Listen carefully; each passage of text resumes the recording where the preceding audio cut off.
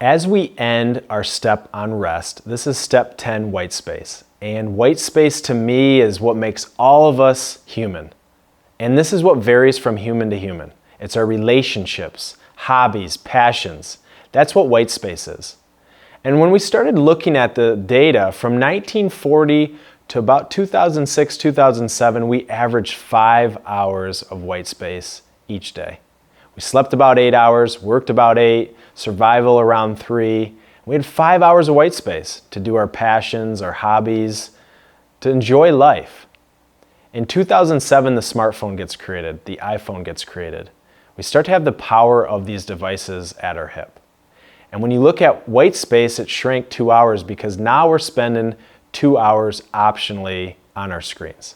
We're sleeping a little bit less, working, commuting a little bit more, survival stays the same, and we start eating up our white space. But this is a pretty good spot because screen time can be very positive. Well, fast forward to now, the average American averages less than an hour of white space a day. Less than an hour. So we're working so hard, we're in a hurry for what? We don't have that space like we should or could. We're sleeping less than 7 hours a night. We're working and commuting more. We have less time to eat breakfast and take a shower and do all these survival things. And we're spending 5 hours on average on our devices optionally. So here's what we want you to do. We want you to prioritize white space. It's what matters to you. It's what you're going to remember at the end of your life. And so instead of saying, hey, let's give up technology, we're going to start reprioritizing white space. Here's what I want you to do. Find something that works for you. If you like a massage, schedule a massage. Ask yourself, when was the last time you took a half-day vacation? Think about what's white space in your world. What rejuvenates yourself? Start prioritizing it. Once you start prioritizing white space, you'll slowly shrink down your screen time.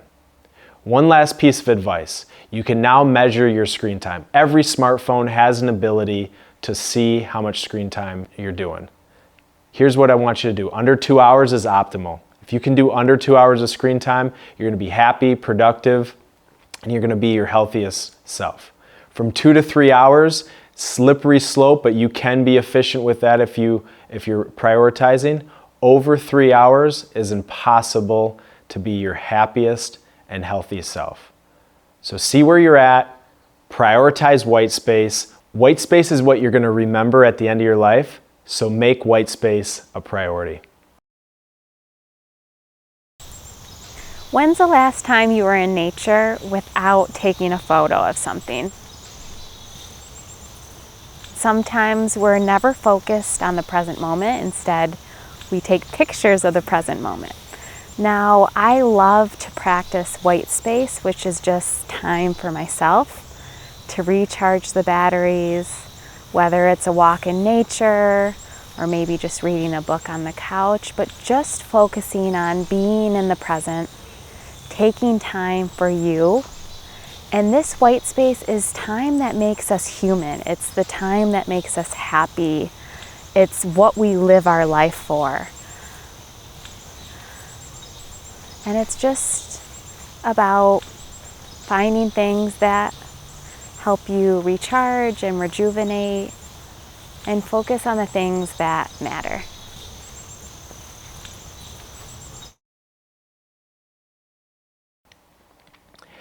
So after we talk about white space, we got to talk about micro breaks and the power of taking a period of rest.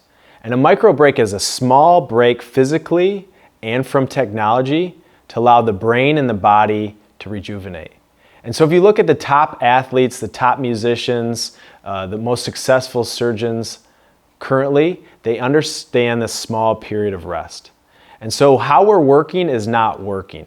For most of us, we start our day at 8, we end at 5 p.m. or whatever your hours are, and we go from meeting to meeting to meeting, phone call to email. Maybe we take a lunch break, most of us don't, and around 2, 3 p.m., we're exhausted. But we work till 5 and we come home and we got nothing left. So here's what I want you to think about. Can you add small periods of rest throughout your day? These are called micro breaks. And what you'll find is your performance will be higher and your valleys will be higher as well. And so instead of going throughout the day at some steady state, I want you to think, how can I peak perform 90 minutes max and then take a break? A couple ideas of micro breaks could be doing some stretches, dynamic warm-up, foundations. Maybe it's going for a walk, getting some sunlight. Maybe it's laying on a foam roller or working on your breathing. These micro breaks will be essential for you to have peak performance and, more importantly, the energy you're capable of. So add some micro breaks throughout your day.